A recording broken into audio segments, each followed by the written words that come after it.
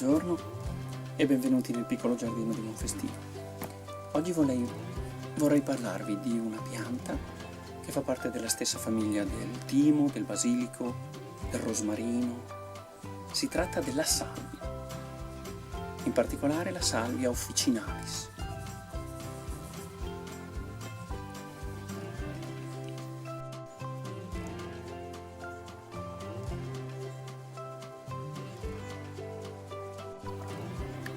La salvia è soggetta ad attacchi di parassiti come gli afidi e gli acari, facilmente controllabili però con una spruzzata di acqua e aceto bianco di vino.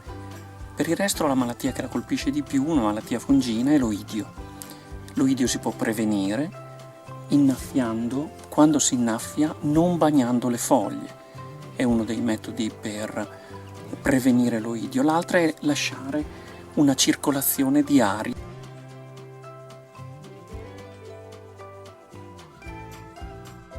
In caso la pianta fosse colpita dall'oidio, si possono utilizzare dei macerati di ortica e di aglio e sono abbastanza efficaci.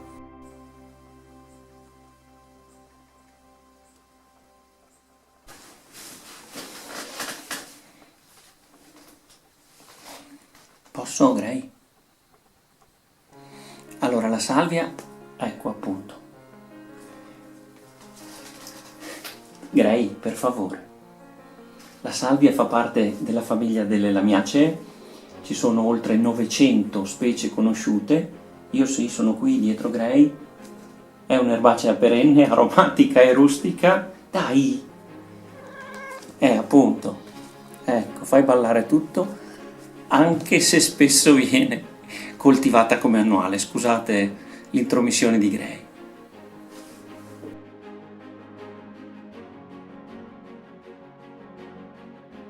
La pianta di salvia, la officinalis, la più comune, va piantata in un terreno ben drenato,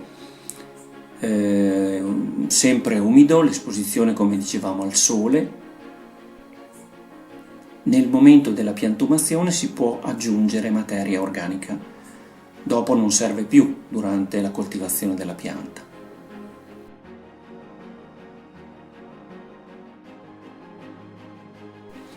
È una delle piante mediterranee per eccellenza, quindi tollera molto bene la siccità, anche se in primavera e in estate va innaffiata con regolarità.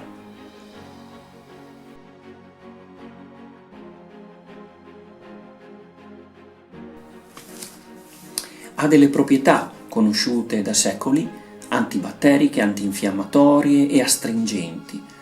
In commercio ci sono in varie forme dei prodotti con salvia, degli estratti, degli oli essenziali. In più contiene beta-carotene, ma per qualsiasi uso si faccia della salvia e delle piante in genere è comunque bene rivolgersi al proprio medico prima. Aggiungiamo una cosa riguardo alla fioritura, che è lunghissima. Qui vedete le salvie splendens fanno estate e autunno fiorite.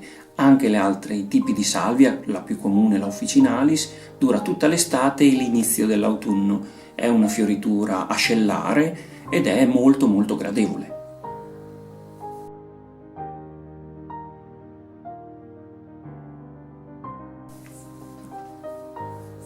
Qui dalle nostre parti è usata tanto anche in cucina. C'è un condimento per i famosi tortelloni, cioè la pasta fresca e ripiena, che si fa da noi, che è con burro fuso e salvia, ma si usa anche sulle carni grasse, si usa per condire le patate, ha varie possibilità, vari usi in cucina.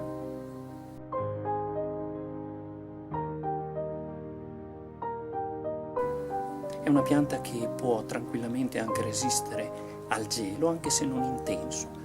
Quando si va come temperature sotto lo zero è meglio pacciamare il terreno e avvolgere la pianta in teli appositi.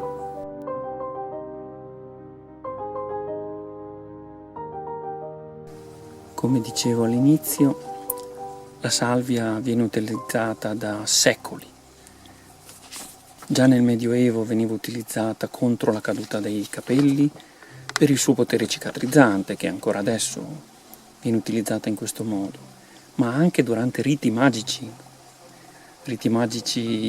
sia dei Galli che dei Romani, che riguardavano risurrezioni, veniva usata contro le malattie mentali, insomma è conosciuta ed utilizzata dall'uomo fin dai tempi più remoti.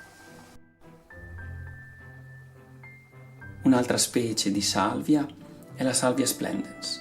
Qui la vedete ancora fiorita in pieno autunno dopo essere stata fiorita per tutta l'estate ed è una pianta decisamente ornamentale, non ha un valore, un interesse commestibile assolutamente.